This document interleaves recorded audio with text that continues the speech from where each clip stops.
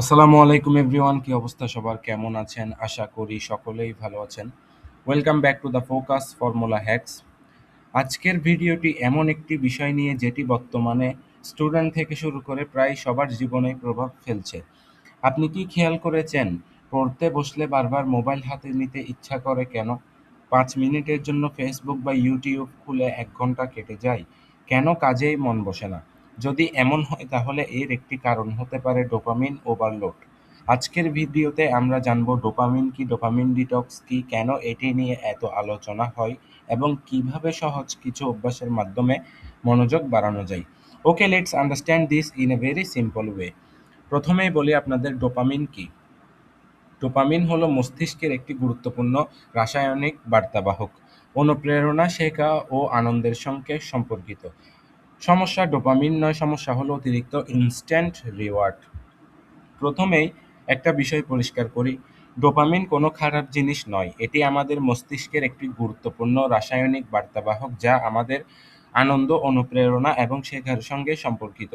যখন আমরা কোনো লক্ষ্য পূরণ করি, তখন নতুন কিছু শিখি বা ভালো কিছু অর্জন করি, তখন ডোপামিনের ভূমিকা থাকে।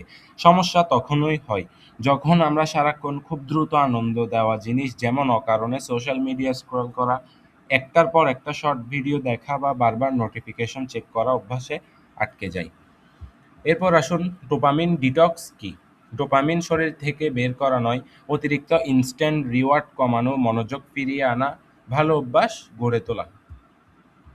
ডোপামিন ডিটক্স বলতে ডোপামিন শরীর থেকে বের করে দেওয়া বোঝায় না, বরং এর অর্থ হলো কিছু সময়ের জন্য এমন অভ্যাসগুলো কমানো যেগুলো আমাদের মনোযোগ বারবার ভেঙে দেয় এবং তাৎক্ষণিক আনন্দের ওপর অতিরিক্ত নির্ভরশীল করে তোলে।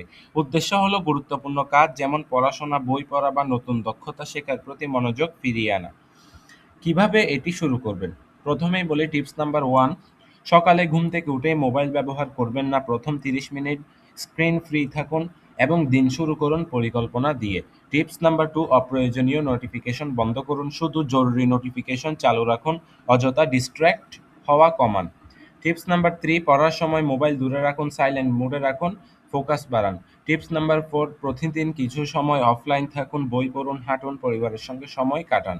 টিপস নাম্বার 5, ধীরে ধীরে অভ্যাস পরিবর্তন করুন। একদিনে সব পরিবর্তন নয়, প্রতিদিন 1% উন্নতি করুন। কনসিস্টেন্সি আসল।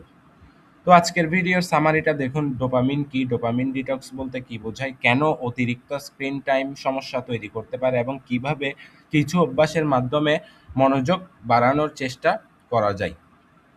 তো আজ এ পর্যন্তই। ভিডিওটি যদি আপনার ভালো লেগে থাকে এবং উপকারে আসে তাহলে অবশ্যই দ্য ফোকাস ফর্মুলা চ্যানেলটি সাবস্ক্রাইব করুন এবং ভিডিওতে লাইক দিন।